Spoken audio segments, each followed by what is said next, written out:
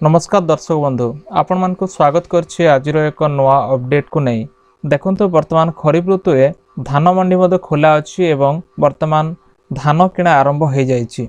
तेबे एतिक बेले प्रश्न रहउछि चाषी को केते टंका मिलिबो आ ता पय मध्य जो न्यूज आर्टिकल टा आसीछि म आपण मान को डिटेल्स देखैबी कोन सब रहउछि चाषी केते टंका पाइबे।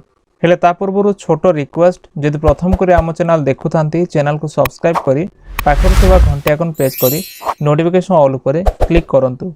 देखंतु नंदीगोस न्यूज रे प्रकाश पाइथिबा एक आर्टिकल जोठी बलांगीर रे वर्तमान धान मंडी खोला हैला बोली एक न्यूज आछि आ टोकन बंटन को नै कि असंतोष मध्य अछंते चाषी माने। तेबे आज ठारो बलांगीर जिल्ला रे खरीफ ऋतु पय धान मंडी खोलला आ लोईसिंगा पैक्स रो उद्घाटन करिसंती जिल्लापाल। चलित वर्ष पंजीकरण करिसंती 1,50,031 जन चाषी आउ 158 पैक्स अतिरिक्त 8 गोटी धान किणा केन्द्र और 14टी एसएचजी ग्रुप माध्यम रे वर्तमान धान किणा चलिबो। तेबे चोरा चालान और दलाल राज को रोकिया पाई पुलिस पक्षर मध्य कड़ा व्यवस्था करा जायछि।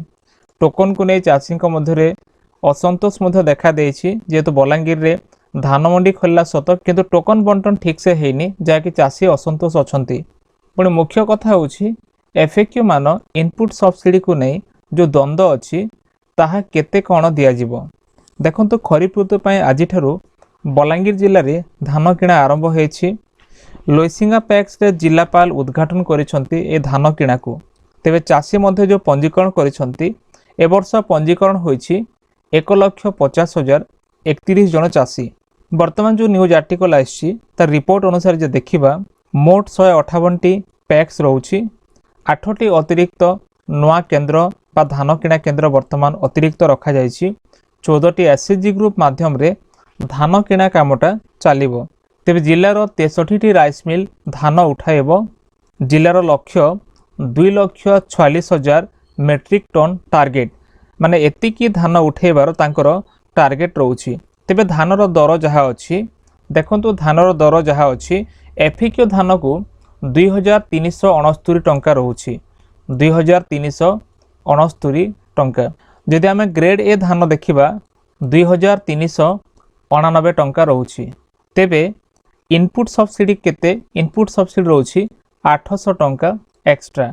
जदि आमे देखिबा जो इनपुट सब्सिडी 800 टंका एक्स्ट्रा रहउछि पुणी एफिक्यू धान 2,369 आ जोटा ग्रेड ए धान 2,389 किंतु ये दर को गोटे सांगरे केमती मिसाइबे चाषी मध्य एक द्वंद्व रहउछि। कारण चाषी गोटे क्विंटाल पय 3,169 टंका चाषी को मिलिबो कि किंबा 3,100 टंका मिलिबो जहा कि आगुरु मध्य दिया जायथिला 3100 टंका रे चाषी मन धान बिक्री करथिले। तो एपरि भाबरे चाषी मन रे ए नै कि एक बड़ संदेह सृष्टि होइछि। कारण वर्तमान जो रेट चली ए जो एफिक्यू धान और ग्रेड ए धान इनपुट सब्सिडी को लेकिन जो द्वंद्वटा अच्छी ता वर्तमान चाषी मन एक संदेह एवं असंतोष मध्य आनिछि। तेबे प्रधान समस्या होछि टोकन बंटन। चाषी माने जेतिकी टोकन पाइबा कथा तांकर टोकन मध्य सेतिकी आसीनि। अनेक चाषी को उत्पादन अनुसार टोकन मिल नथिबारु ए टोकन बंटन को लेकिन चाषी माने असंतोष मध्य अछंती। जदि हम उदाहरण देखिबा जने चाषी मानेकर 400 क्विंटाल धान तांकर उत्पादन होउछि तांकर जदि 400 क्विंटाल धान उत्पादन करूछंती किंतु एतिक उत्पादन करुथिबा सत्वे जे तांकु केवल 79 क्विंटाल पय टोकन दिया जिवो तेबे से कोन पे असंतोष न हेबे। तो एमिति हे कि चाषींकर वर्तमान असंतोष मध्य देखिया को मिलुछि आ ए सब कथा को नै चाषी माने तांकर असंतोष मध्य प्रकाश करिसंती। तेबे आ गोटे कथा रहला धान चोरा चालान को नै कि जो रोक लगेबा। वर्तमान धान चोरा चालान को नै कि जो रोक पदक्षेप निया जाइछि स्पेशल स्क्वाड बा पुलिस चौकीदारी मध्य तार जो व्यापक व्यवस्था करा जाइछि और विशेषकर सीमा अंचल रे जोटा हमर बड़ एरिया सेठी मध्य कड़ाकड़ी नजर रखा जाइछि। और प्रथम दिन स्थिति जदि आपण देखिबे 50% चाषी टोकन पहुंची। फास्ट डे रे 50% टोकन वर्तमान पहुंची। अवश्य अनेक को वर्तमान पर्यंत मध्य टोकन मिलिनी किंतु जहाँ भी हो प्रथम दिन 50% मान 50% चाषी निकट को टोकन पहुंची। और मुख्य कथा है धान मंडी आरंभ सहित सरकार विस्तृत व्यवस्था करुछंती किंतु टोकन बंटन चाषी मन एक असंतोष आनी और विशेषकर क्विंटाल प्रति अंतिम दर केते हबो तांकर लास्ट दर केते से केते टंका देबे 3189 ना 3169 से केते टंका देबे एटा मध्य वर्तमान चाषी मन एक द्वंद्व आनी एवं सेमाने मध्य असंतोष प्रकाश करुछंती।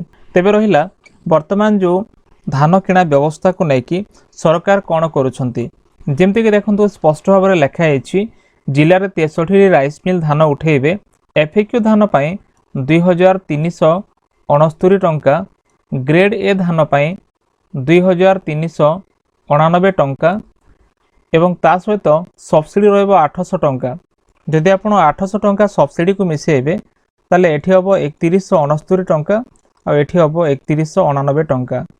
तेबे आपण माने चिंता करंतु को रेटटा वर्तमान सरकार देबाकू जाउछंती आपण माने कमेंट सेक्शन में लिखंतु आपण मानकू कोन लागुछि ए सरकार आसिला परे चासी हैरान होछंती किबा चासी लाभ रे अछंती आपण मानकर मतामत कमेंट सेक्शन में दियंतु फ्रेंड्स।